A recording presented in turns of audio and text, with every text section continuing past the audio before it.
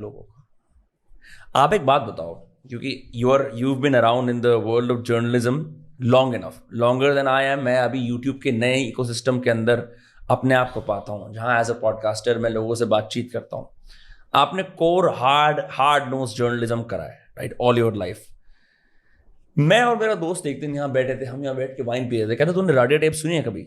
मैंने तो मैंने कहा मैंने सुना बहुत है रेडियो टेप्स के बारे में, लेकिन मैंने नीरा राडिया वाली टेप्स कभी एक्चुअली सुनी नहीं है। कहता मैं तेरे को सुनाता हूँ। तो हम दोनों बैठे, तो बड़ा एक्साइटिंग लग रहा था। 2009 में या जब भी ये हुआ था, उस वक्त 45 मिनट की मेरे ख्याल से टेप है। उसमें I heard everyone from Ratan Tata to Vir Sanghvi to Barkha Dutt to lobbyist, सबका मैंने नाम सुना। एंड मैं जानता नहीं इसके ज़्यादा फैक्ट्स। मैं बोल सकता हूँ कि I love Barkha Dutt's work, I love Vir Sanghvi journalism top notch. लेकिन मैं आश्चर्यचकित था देख के कि क्या कॉल रिकॉर्डिंग थी इस लेवल की, जहां पर मिनिस्टर्स के बूथ फिक्स हो रहे थे, मिनिस्टर्स की पोस्ट फिक्स हो रही थी, और क्या हमारे देश की कानून व्यवस्था थी, क्या व्यवस्था ऐसी थी कि कैसे प्रशासन के लोग थे कि इतनी इजीली लॉबीइस्ट देश चला रहे थे। You been around long enough, आपका राडिया टेप्स को लेके आपका क्या विचार है? जो आपके विचार हैं लगभग वैसे ही विचार हैं कि जर्नलिस्ट कैसे इस पोजीशन में पहुंच जाते हैं कि they can fiddle around ministry portfolio allocations, और वो फ़ोन करते हैं कि नहीं पेट्रोलियम तो मैं दिलवा दूंगी, पेट्रोलियम इसको दे दो, इस टाइप से। और ये लोग वहाँ तक पहुँचते कैसे हैं? क्योंकि मीडिया जो है ना, वो पॉलिटिक्स के समानांतर चलता है, पैरेलली। और पैरेलली ऐसा नहीं कि इंडिपेंडेंट होता है, पैरेलली काम करता है। नेता जो चाहते हैं कि जिस तरह की बात जाए, नीचे तक परकोलेट हो, उसमें इस सपोर्ट सिस्टम का काम करता है। पहले क्या होता था, अखबार छपते थे, अखबार में देयर इज़ नो वे कि आप जो है टू वे कम्युनिकेशन कर सकें। जो छप गया एडिटोरियल में छप गया, उसी पे चर्चा होगा। रेडियो पे बुलेटिन्स आते थे, टेलीविज़न आता है, टेलीविज़न पे भी लंबे समय तक बुलेटिन्स ही आते थे, और न्यूज़ जो है प्राइवेट डोमेन में था नहीं। उसके बाद प्राइवेट डोमेन में जब न्यूज़ आता है, तो फिर आपको प्रणय रॉय, बरखा दत्त और वीर सांघवी और ये सारे लोग जिनके नाम आपने लिए अभी, ये सारे लोग वैसे पोजीशन में पहुंचते हैं कि अचानक से ये राजनेताओं के लिए और सत्ता के लिए ये डिस्ट्रीब्यूटर्स का काम करने लगते हैं कि आप चिंता मत करो, हमें आप अपना एक्सेस दो and we will take care of other stuff. हमें किस तरह से आपके बिहाफ पे नैरेटिव बनाना है। उस समय तक भी टू वे कम्युनिकेशन नहीं हुआ था मीडिया में। मीडिया में टू वे कम्युनिकेशन तब होता है, क्वेश्चन जर्नलिस्ट को तब टैग करके पूछे जाने लगे जब 2010 के अराउंड ट्विटर और फेसबुक इवॉल्व होना आरंभ होता है, और 13-14 से ये पीक करता है। 2010 में हम सब ने अकाउंट खाली बनाए थे, हमें पोटेंशियल नहीं पता था उसका। उसके बाद जब ये क्वेश्चन पूछने लगे, आप देखिए कि ये सत्ता से बाहर चले जाते हैं।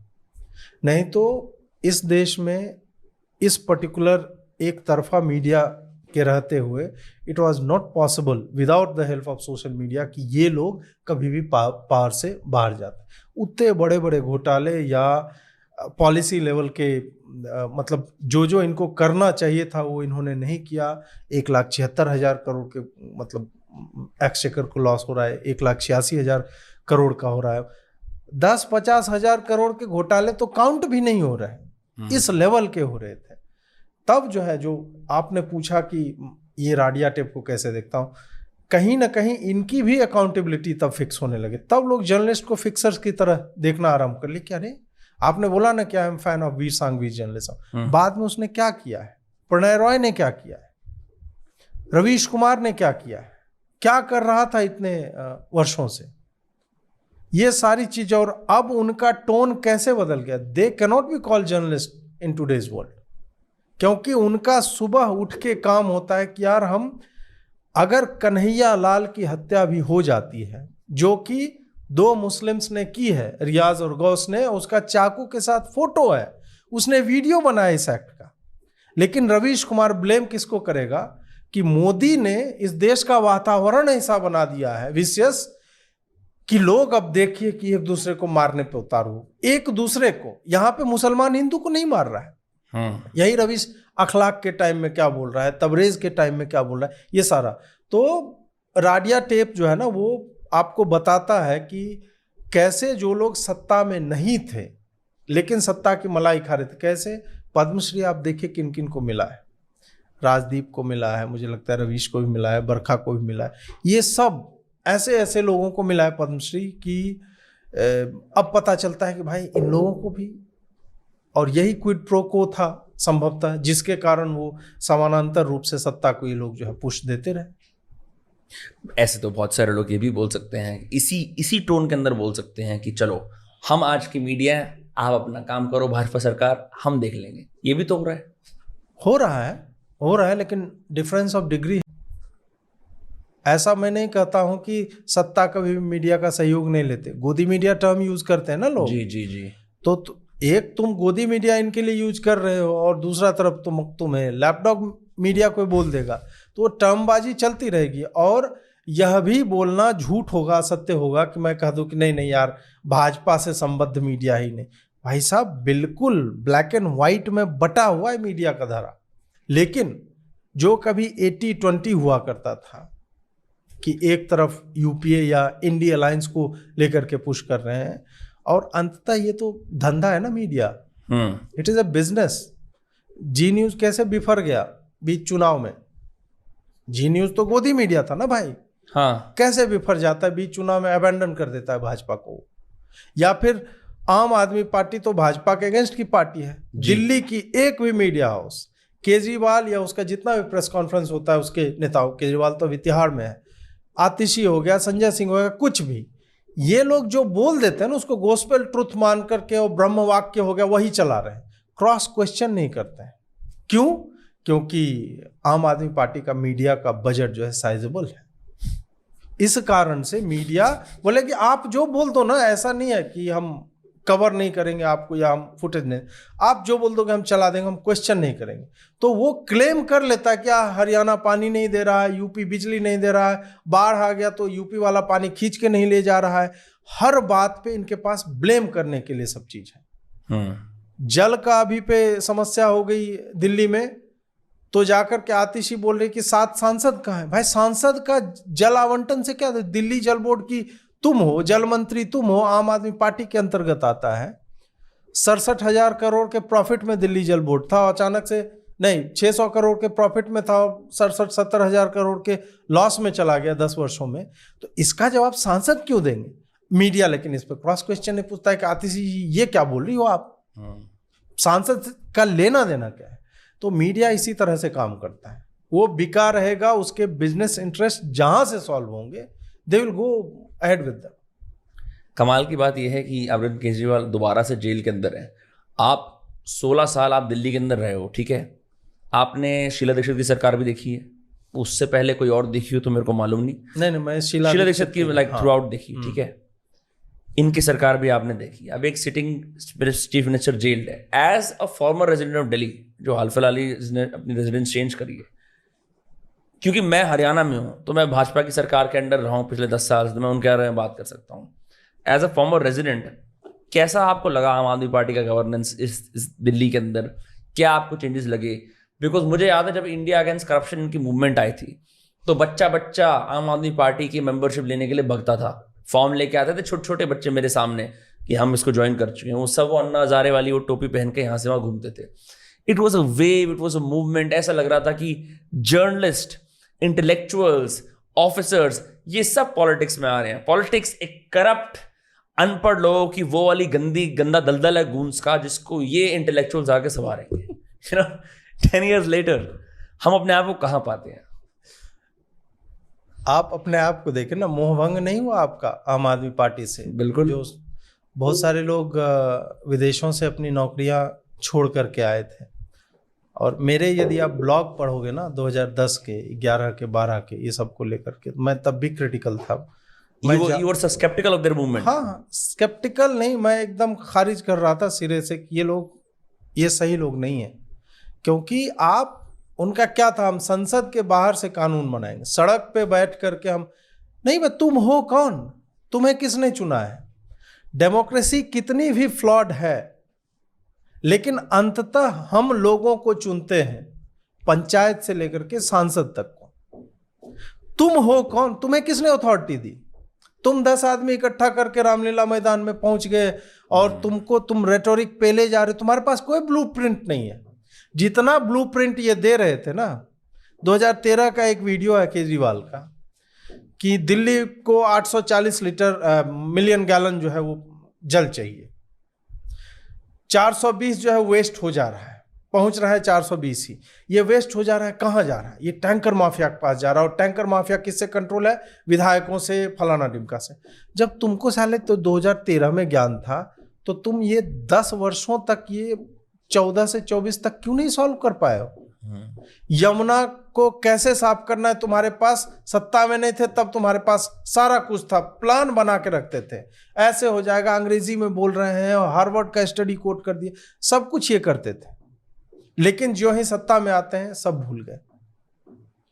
तो मैं स्केप्टिकल इसीलिए केवल था कि मेरे डेमोक्रेसी को लेके फंडामेंटल्स क्लियर हैं। सड़क से जो है संविधान और ये लागू नहीं किया जा सकता। You have not been chosen. तुम, ये तो ऑटोक्रेसी है। कुछ लोग बैठ करके और चाह रहे हैं कि हम बाहर से सत्ता को। एक सिविल सोसाइटी, अबे सिविल सोसाइटी क्या होता है? मैं और आप सिविल सोसाइटी नहीं है। किसने चुना है वो? मोदी को सांसद किसने बनाया? या 543 सांसद ये कोई एलियन सोसाइटी आके बना के गई, या जुडिशियल सोसाइटी ने बनाया, या कोई और सोसाइटी उनको भेज रहे? नहीं भेज रहे ना, सिविल सोसाइटी नहीं उनको। ये सारे जो सेक्सी साउंड करने वाले टर्म्स होते हैं ना, ये वामपंथियों का मेन स्टे है। बेचारे जो है यही सब बोल करके आम आदमी को मूर्ख बनाते हैं। लोकपाल ला देंगे। काहे लाओगे लोकपाल? एंटी करप्शन के लॉ नहीं है क्या इस देश में? एंटी करप्शन लॉ है ना, तो फिर लोकपाल का क्या मतलब है? और उससे क्या हो गया?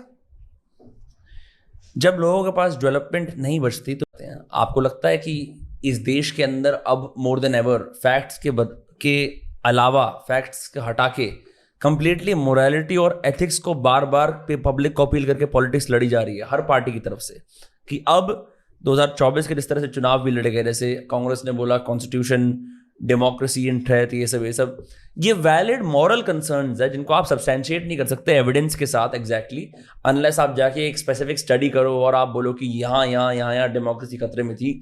जब तक आप वो करोगे तब तक टाइम बीत जाएगा। तो इसलिए आप मोरालिटी पे वो करते हो। आपके पत्रकारिता के जीवन के अंदर क्या हमेशा से चुनाव या हमेशा से पॉलिटिक्स मोरालिटी के ऊपर लड़ी गई है, या has there been a time when it's been completely fact based? किसने क्या विकास करा, किसने क्या डेवलपमेंट करी? नहीं, फैक्ट बेस्ड चुनाव मुझे लग रहा है केवल 2019 का था। उसमें भी लेकिन गाली गलौज और रेटोरिक्स बहुत चले हैं। फिर भी केवल डेवलपमेंट एजेंडा को लेकर के मुझे लग रहा है 2019 का ही चुनाव लड़ा गया था। इस बार भी भाजपा की पूरी योजना यही थी, क्योंकि 2019 से तो अधिक ही विकास के कार्य हुए हैं, लेकिन उन्हें फर्स्ट फेज के चुनाव में लग गया कि इस बार का अपोजिशन जो है ना, वो अलग नैरेटिव लेके चल रहा है। तो उसके बाद आप देखिए, फर्स्ट फेज के चुनाव तक नरेंद्र मोदी की जो इलेक्शन स्पीचेस हैं बिल्कुल अलग लाइन पे हैं। फर्स्ट फेज के बाद मुसलमान, मंगलसूत्र, तमाम तरह की मतलब रेटोरिक जो है ना, वो उसमें आ जाता है। तो वो इसलिए आया क्योंकि उनको लग रहा था हम केवल डेवलपमेंट का एजेंडा बेच करके हम चुनाव जीत सकते हैं। लेकिन जनता उस बात को स्वीकार नहीं रही थी, क्योंकि राहुल गांधी जैसे लोग या इंडिया अलायंस के अन्य मेंबर जो है, वो एक लाल किताब ले लिया उन्होंने, 3 लेयर पे ये काम कर रहे थे। रैलियों में स्पीच दिया कि ये देखिए संविधान है, इसको बदल देंगे, जबकि 100 बार से अधिक कांग्रेस ने संविधान में संशोधन किया है और संविधान में बदलने का प्रावधान है। It's called amendments. एग्जैक्टली, संशोधन कर सकते हैं।